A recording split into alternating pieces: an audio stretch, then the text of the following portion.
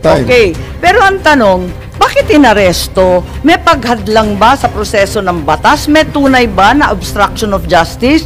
May panahon ba na pinigilan ni E.S. Medialdea kung sino man testigo na magsalita? Binago ba niya? Sinira ba niya yung mga dokumento? Tinago ba niya ang makakatakas na suspect? Lahat ng obstruction of justice, may pekeng pangalan ba na binigay? Pinagtatanggal niya na paglitis ng isang krimen, lahat ba yun? Talagang obstruction of justice. Alin bahagi dyan ng obstruction? Ito na nga, pagsisinungaling ni Torre, di na natiis ni Senator Amy Marcos. Pero bago ang lahat, maaari kayong mag-subscribe para maging updated sa mga issue at bagong mga balita. Ito may possibility na lalabas ang mga to. So, naghahanda ako na pag inutusan ako ng Chief PNP, hindi ako magsimula sa zero. So, it's not about anything, about sinister or anything, but it's just part of my job to plan for it. So, ano ang mga dapat pag may lumabas sa may mga wanted person, in-anticipate natin lalabas ang warrant. So, hindi pa dumarating yung diffusion notice noong March 11, may plano ka na? Hindi ko po dinideny yan, ma'am. Part ng aking trabaho ang mag-prepare ng contingencies. Tama, para hindi naman kita ako, naka-ready binibintang. po yan, ma'am. Meron kang interview, sinabi nga na January 2025, nagkumpuni ka na ng secret 80-page plan na ang tawag Operation Pursuit ng New York Times. Ang pagkaintindi natin, Oplan Tugis. Tama ba yun? Wala po akong sinabing ganyan, ma'am. Kung sino man ang source niyan, I'm not very sure about it. Lumabas sa lahat ng media, sa GMA, pati New York Times sinabi. Pwede po nating makita, ma'am, kung Hindi ko possible. alam. Yan lang ang nabasa ko, katulad ng marami.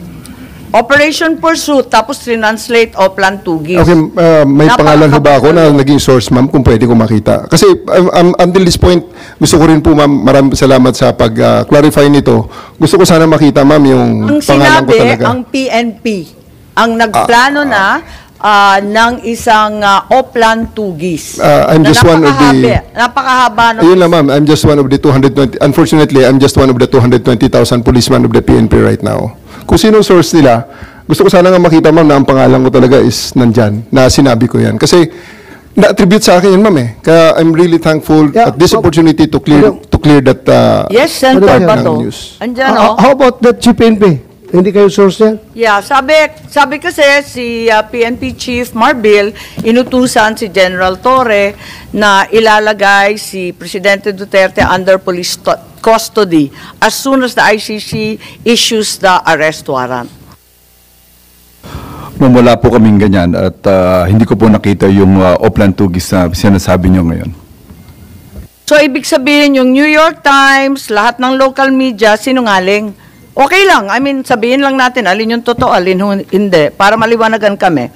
Madam Chair, mas naniniwala ako sa kanila pag sinabi nila yan kaysa dyan sa mga lumalabas na balita. Kapag sinabi nila na hindi sila source, naniniwala ako. Okay, paniwalaan natin. Tama naman, dapat paniwalaan ng kapulisan. Meron ba kayong memorandum, document, outline tungkol dito sa aresto ng March 10 or March 11, bago pa dumating yung warrant, meron na ba kayong plano? Kasi sabi nga ninyo, General Torre, lagi kayong naghahanda for any eventuality. Crisis management nga naman. For the specific, yung March 11, ma'am,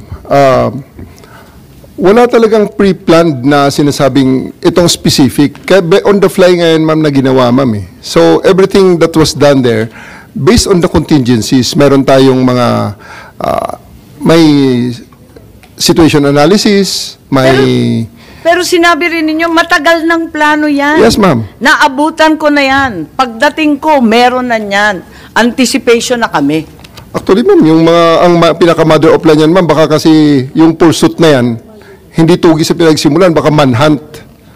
Kaya pursuit, baka manhunt yung manhunt Charlie natin, na mayroong ganyan ang PNP. Hindi The counting of wanted persons. Hindi po, General Torre, kasi may PNP memos for deployment. Pinirmahan ni Chief PNP Marbil, March 10 pa lang. Wala pang arrest warrant, magde-deploy na tayo ng kapulisan sa NCR at pati na rin sa Davao. Diba, may memo tayo, pinakita natin nung first hearing. Yes, Chief Marbil, please. Ma'am, that's a regular deployment po yung pinapadala po natin. Yun po yung ano natin. Bakit kayo nagde-deploy? Wala pang warrant?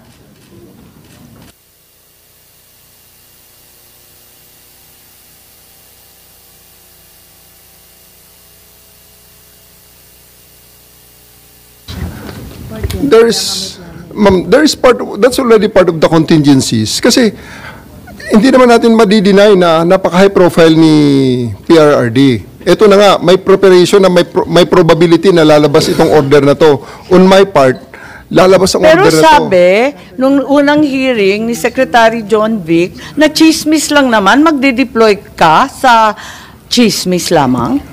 There's really no harm in erring on the side of caution, ma'am. Palaging ganyan. Prevent after the prediction. We prevent whatever. Kaya palaging predict yan ang scanning the operational environment, threat assessments, So wala preparation, talagang IPB. plano. Pero sinabi mo, matagal ng plano yan. Alin ba talaga? The contingencies are there, ma'am. Hindi na sinasabing wala talaga kaming alam at wala kaming pinaghahandaan. May contingencies tayo, ma'am. So it's always there. So you're part of the saying that PNP. it was just general contingency planning, Yes, ma'am. no specific incident was anticipated?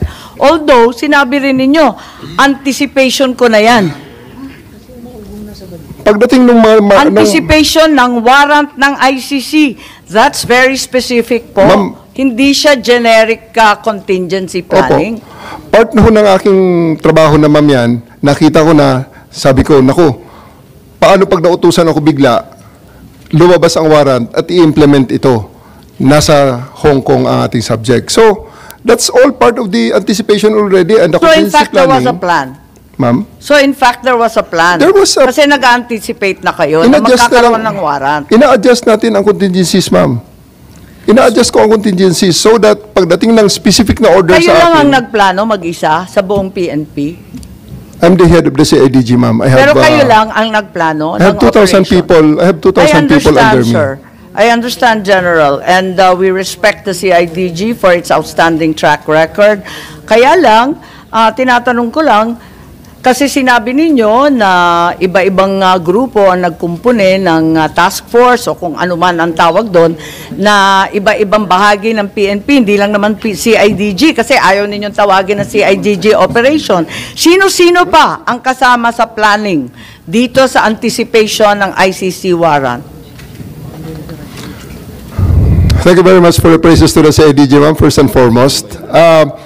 Ako rin, ma'am, ang naglabas ng mga request na ito po ang mga components na kailangan, ang mga makakailangan ko at Sino-sino ma-engage po? just in case na ito ay it will come down. So if you have seen, meron doon mga Special Action Force, kasi nga, ni-request ko ang mga yon.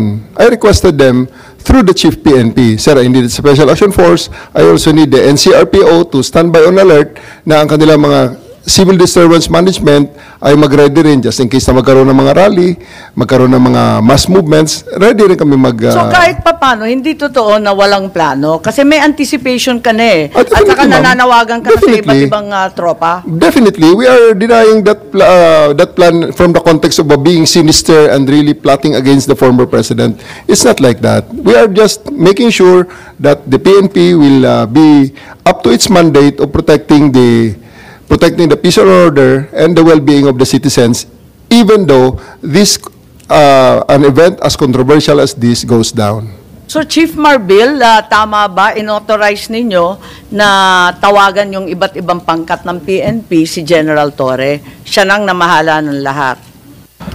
Ma'am, ako po ang in charge po ng Philippine National Police. I just ordered General Torre to prepare. Yun po yung contingency natin. Kasi we heard from the news coming from the former president that there will be an ICC. That's Pero coming- iba-iba na yung mga grupo na tinatawagan niya, hindi na si IGG lang. That's ma'am, dun sa atin sa ano natin, meron po yung power ng CIDG that's really to help from other units po. Okay naman po sa Philippine National Police po yan. Okay, eto naman tayo sa mga nangyari doon sa Villamor na, no, sa 250th. Ano na ang nangyari doon? Gusto lang natin malaman at itatanong kung anong nangyari dahil nandito na tayo, no? Umabot na tayo sa Villamor. Was there a time na may binantaan ka o tinakot o pinagsabihan kung sino man doon? At the end of the day, ma'am, everything that happened in the 250th wing is for the purpose of bringing the former president to the plane peacefully. So, nandun yung continuum on the application of forces. So, nandun yung pakiusap muna na ginawa namin simula pa lang siya ay ma-take into custody up to nang isasakay na siya. So, continuum forces, pakiusap and everything, and kailangan there's always a time to tell them that... Parang hindi na pakiusap ang nangyari. Yes, ma'am. Kasi inaresto na ninyo si Attorney Medialdeo, sabi ninyo, obstruction of justice, tama? Force continuum, ma'am. At Na hindi sinabi na nila sa ninyo pakiusap. doon sa last hearing natin, under oath, sinabi naman ninyo na talagang hinandcuff ninyo at binasahan na ninyo ng Miranda, Because tama? on the force continuum, ma'am, pataas ang application of force. Pinakiusap ko, 10 oras na nakikiusap, hindi masunod, and alas 12 na, mag-alas 10 na, lilipad ng aeroplano, Pero teka, in-elevate ko ng konti. So, I became nandidiin ka forceful na. at that time. Okay. Pero ang tanong, bakit inaresto? May paghadlang ba sa proseso ng batas? May tunay ba na obstruction of justice? May panahon ba na pinigilan ni E.S. Medialdea kung sino man testigo na magsalita? Binago ba niya? Sinira ba niya yung mga dokumento? Tinago ba niya ang makakatakas na suspect? Lahat ng obstruction of justice, may pekeng pangalan ba na binigay? Pinagtatanggal niya na paglitis ng isang krimen, lahat ba yun? Talagang obstruction of justice. Alin bahagi dyan ang obstruction? Ang specific po nung ginawa ni E.S. Medialdea para siya ay aking arestuhin sa obstruction of justice, he prevented me from taking physical custody of President Duterte so that he can be boarded on the bus that will bring him the plane. Yun, ma'am. Kaya part yun, I read him his right.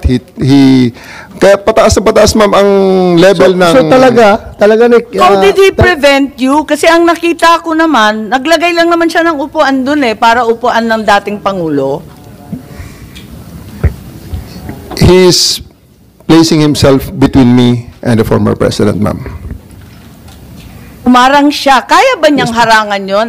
Daan-daan pulis ang kasama mo? Ako, ma'am, personal na hinarang niya, which is kailangan ko siyang alisin so that I can actually order my men to take custody of the former president and bring him to The Hague. Ang dami-dami po ninyo. May kakayahan ba o kapangyarihan si E.S. Medialdea na hadlangan ka at yung libo-libong kapulisan na dalhin si PRRD sa Hague? Yes, ma'am. Kasi nung nandun siya, hindi namin nagawa. Pero inaresto ko siya, nagawa namin, ma'am. Tama ba yun?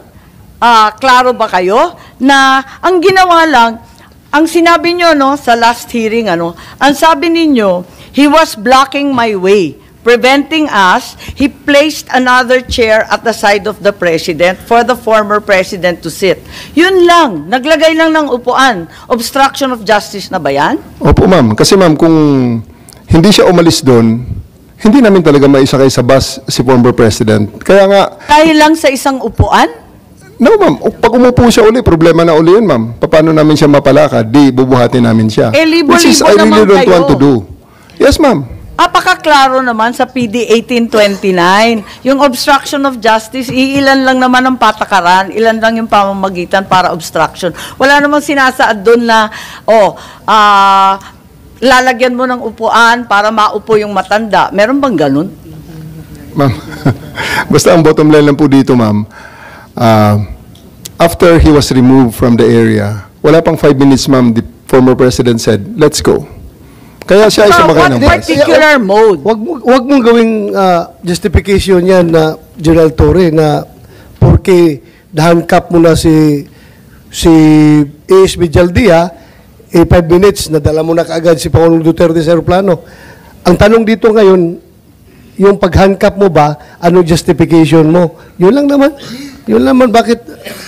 I stand by it, sir. I read him his rights and tell him what law he's violated, and I arrested him and told him exactly what is the basis of my arrest for him. And lawyer siya, Sumama naman sa akin, sir, ng maayos, si AS Medialdea. Actually, hindi ko na Sino hindi nailagay. sasama doon? Eh, kadami ninyo doon. Kaya nga, Hingkap sir. na ninyo. Ganun lang talaga, sir, siguro. Dahil there's really a need to put an end on everything at that night na kailangan matapos na yung situation. Balik tayo. Ilang beses mo na inulit-ulit. Hulihin si President Duterte at dalhin sa daig. Yun talaga mission mo. Yes, sir. Sino nag-order sa'yo? The Chief of the Philippine National Police, sir.